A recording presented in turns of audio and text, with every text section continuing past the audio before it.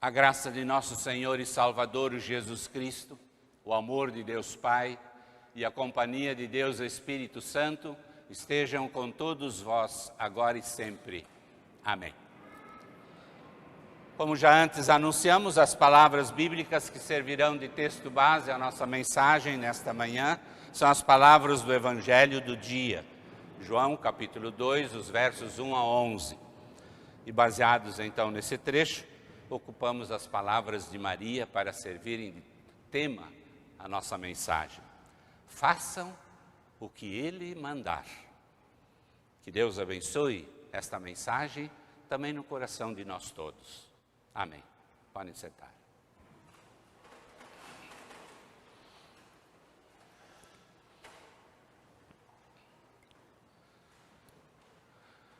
Em nome de Jesus Cristo, o caminho, a verdade e a vida, queridos irmãos e irmãs na fé, neste Jesus. Também queridos irmãos, amigos, que nos acompanham em nossa transmissão, de modo especial saudamos também os irmãos lá de Nova Odessa, nossa querida congregação de lá, e de todos os lugares que nos acompanham, são saudados também em nome de Jesus, o nosso Salvador.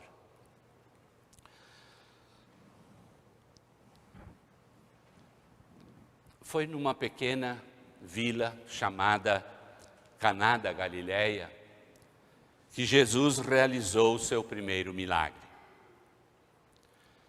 Era um povoado que ficava a uns 6 quilômetros distantes da cidade de Nazaré. E lá Jesus surpreendeu os seus discípulos, impressionou o dirigente da cerimônia, os seus empregados, os convidados e os próprios noivos, transformando água em vinho, precisamente porque o primeiro vinho servido acabara antes do final da festa. Mas Jesus não somente realizou o milagre que maravilhou todos quantos lá estavam, como também atingiu outras áreas na vida destes participantes, como algumas verdades por ele feito nesta ação extraordinária. E estas verdades, João registrou no seu Evangelho, e que Deus Espírito Santo as perpetuou, de modo que nos deu oportunidade de até hoje estarmos meditando e refletindo sobre esses ensinamentos. Os casamentos eram tidos como grandes acontecimentos naquela época também. As festas, inclusive, duravam uma semana inteira. Era sinal de que esses noivos, a partir deste intenso e prolongado cerimonial, eles estavam realmente unidos. E habitualmente o vinho era cheio de simbologia, e a principal dela estava relacionada à alegria e à felicidade terrenas e espirituais provenientes do Deus fiel. E por isso, ficar sem vinho ou ter um vinho de má qualidade em uma festa de casamento era inconcebível e não era admitido, era inaceitável na sociedade da época. Entendemos isso, pois até o dia de hoje, igualmente, quando uma família, por exemplo, convida outra para um jantar, e de repente não se prepara adequadamente com alimentos e bebidas suficientes, corre o sério risco de ficar numa situação tremendamente desagradável, incômoda, e com certeza causará um enorme constrangimento à família anfitriã. Quanto mais então numa festa de casamento, onde o elemento que faltou era justamente aquele elemento que simbolizava a alegria e a felicidade para a vida deste casal. um vexame desastroso, especialmente para a família do noivo, pois acabando o vinho, acabava também a festa. No entanto, o providente ou a providente intervenção de Jesus, além de evitar uma situação vexatória e humilhante para a família, contribuiu para que a festa prosseguisse alegre e continuasse feliz. Meus ouvintes, o nosso Deus é um Deus alegre, muito alegre. E Ele deseja que a sua vida e a minha vida, já aqui, também seja feliz. Sobretudo, Ele deseja celebrar junto a cada um de nós, transformando as tristezas que porventura surgem em nossa vida em alegria, e as nossas próprias lágrimas em júbilo. Porém, com certeza, tudo a seu tempo, tudo a seu modo e de acordo com a sua vontade soberana. Maria, que pode ter sido uma parente da família dos noivos ou simplesmente uma amiga próxima, ela ficou preocupada com a situação da família. E então disse ao filho, quase em tom de pedido, acabou o vinho, Jesus. Jesus, entretanto, lhe responde, não é preciso que a senhora me diga o que eu devo fazer. A minha hora ainda não chegou. A princípio, essa resposta dada à sua mãe, vinda de Jesus justamente, parece um tanto rude, um tanto deselegante. Mas Jesus entendeu perfeitamente o pedido de sua mãe Maria. Ele sabia exatamente o que Maria queria. É que ao responder-lhe, Jesus certamente pensou na sua longa missão que ainda estava adiante dele, lá à frente. E também deve ter pensado na sua própria morte, em favor de todos ali. Mas que antes disso, antes de tudo isso, primeiro ele precisava cumprir certas coisas que o Pai lhe tinha dito como tarefa. Por outro lado, se Jesus tivesse, por exemplo, imediatamente realizado a vontade de sua mãe, o milagre da transformação da água em vinho só teria servido como uma espécie de propaganda pessoal, de uma autopromoção. E isso Jesus não queria, jamais. Ele não queria aparecer diante de pessoas como se fosse talvez um simples milagreiro, enchendo potes vazios com um vinho de alta qualidade. O que ele queria deixar muito bem expresso ali, diante daquele público presente, ele queria deixar bem evidente que é lá no céu que a festa verdadeira, a alegria e a felicidade serão abundantes e completas para as pessoas que se pautarem na sua proposta de paz, perdão e amor. Portanto, não era o momento dele se revelar inteiramente. Este momento ainda viria, bem mais adiante. E de um modo muito especial, lá naquela cruz maldita no alto do Monte Calvário, e 3 dias depois, naquele bendito e vitorioso sepulcro aberto e vazio. E convenhamos, ninguém pode dizer para Deus o que Ele deve fazer ou não deve fazer. Embora muitas pessoas ingênuas, muitas pessoas na sua ignorância espiritual, até hoje estão tentando fazer. há alguém que disse assim: ó Deus, se tu não fizeres como eu quero, eu mesmo farei. Ou aquela jovem desesperada que orou assim: Senhor, se eu não consigo casar até o próximo ano, eu deixarei de ler a Bíblia e vou guardá-la de cabeça para baixo. Ou como aquele funcionário descontente com o seu atual emprego, que orou: ó Deus, se o Senhor não me arrumar um trabalho com o melhor salário, eu deixarei de ofertar. Não é assim que Deus quer a nossa vida. E não é assim que Ele valida a nossa oferta.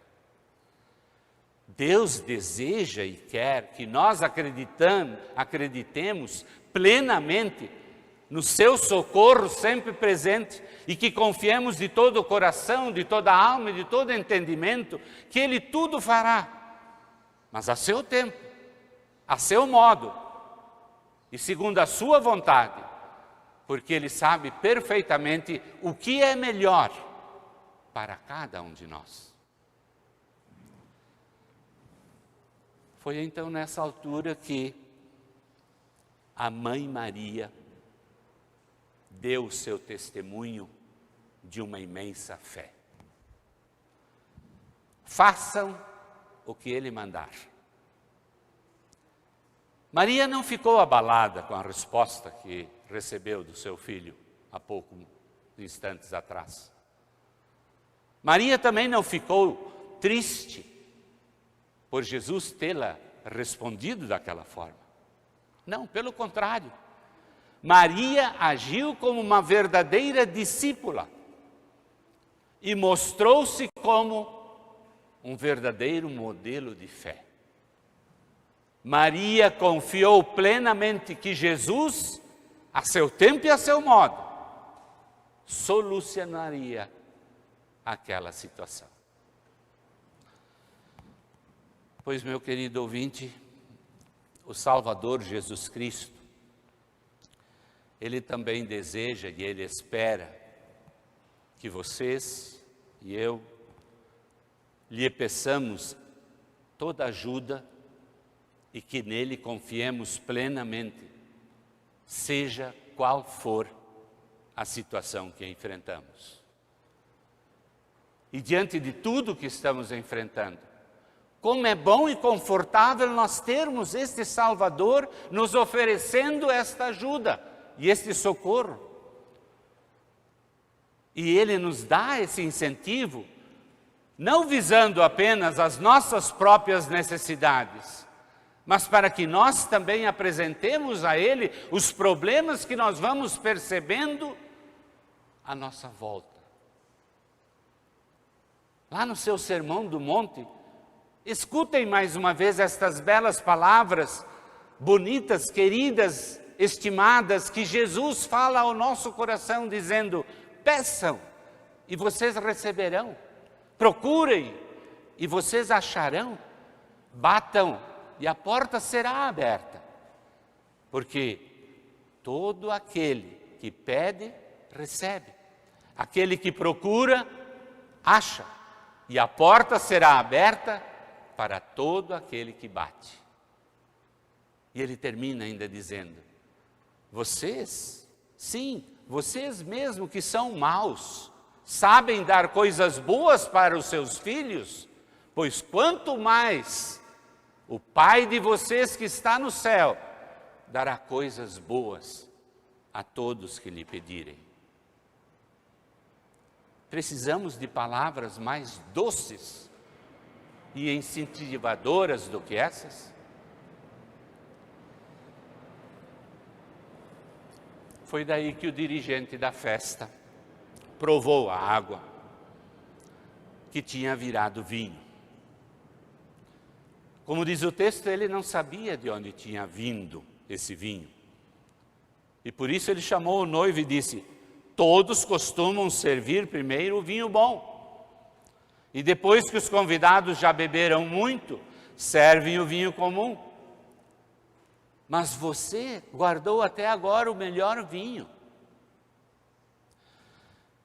Tanto este dirigente da festa, como todos os seus empregados, ficaram imensamente surpresos com tudo aquilo que ali acontecera. O que era sem gosto foi transformado em algo delicioso. A vergonha possível que aconteceria foi transformada de repente em alegria. A simples água foi transformada num saboroso vinho. Quem de nós consegue fazer algo parecido? Ninguém. Mas então, por que tanta gente está tentando? Ou seja, tantas e tantas pessoas querem mudar a sua vida para melhor, porém tentam fazer somente segundo a sua própria força e segundo aquilo que eles pretendem.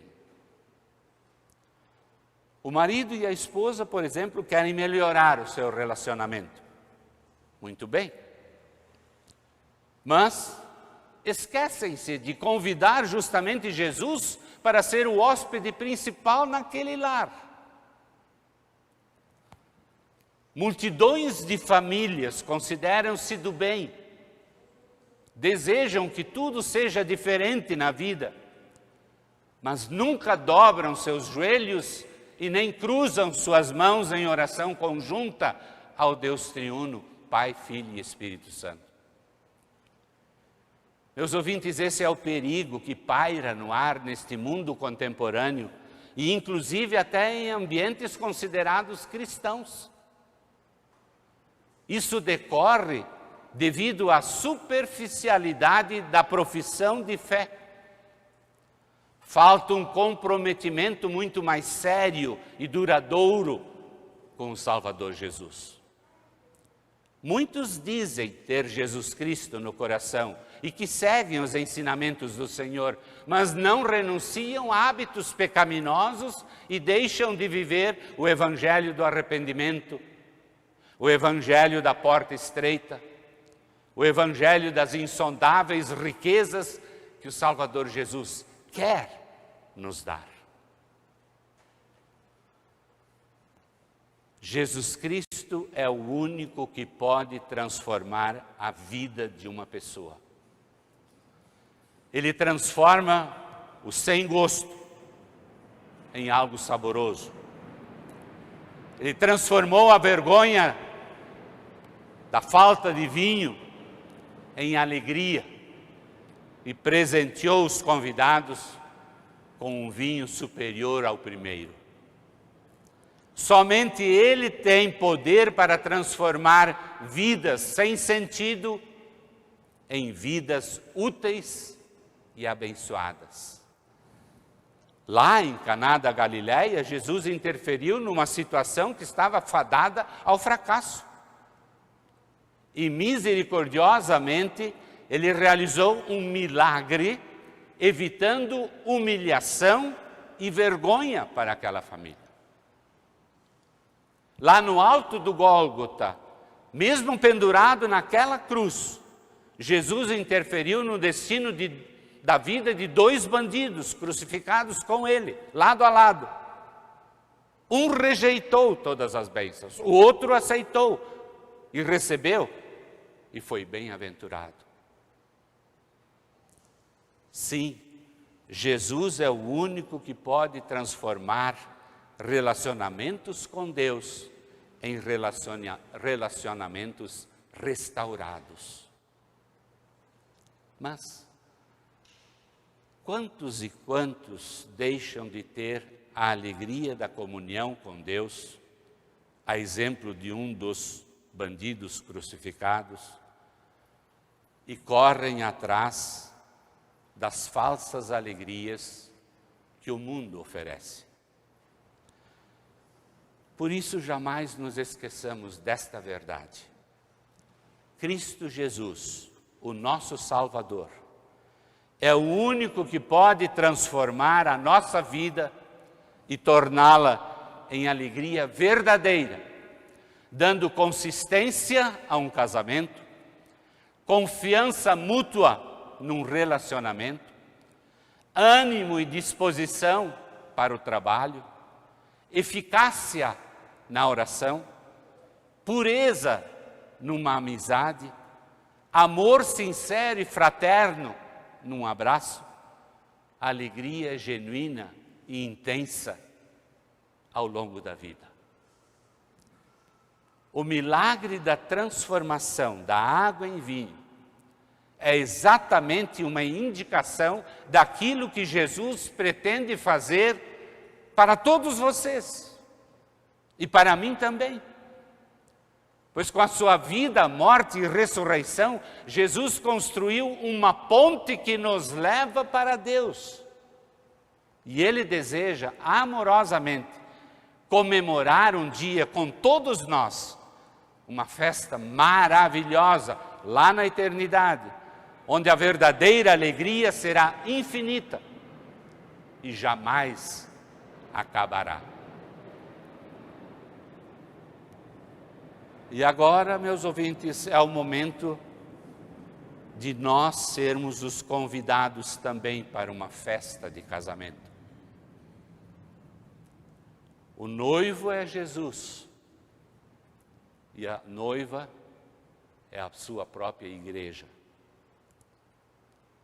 Então perguntamos, o que é que será que nos falta ainda, se quisermos realmente tomar lugar à mesa do Senhor?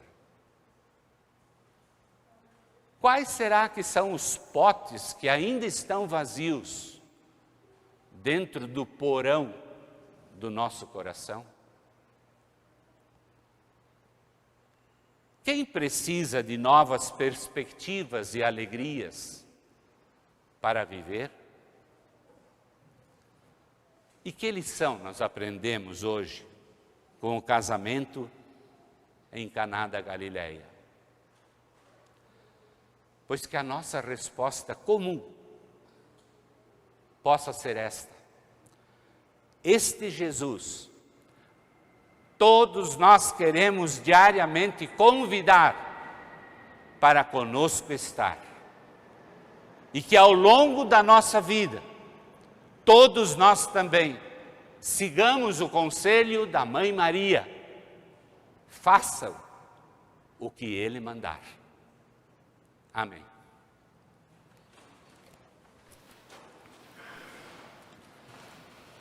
E a paz de Deus, que excede todo o humano entendimento, guarde os nossos corações e mentes em Cristo Jesus para a vida eterna. Amém.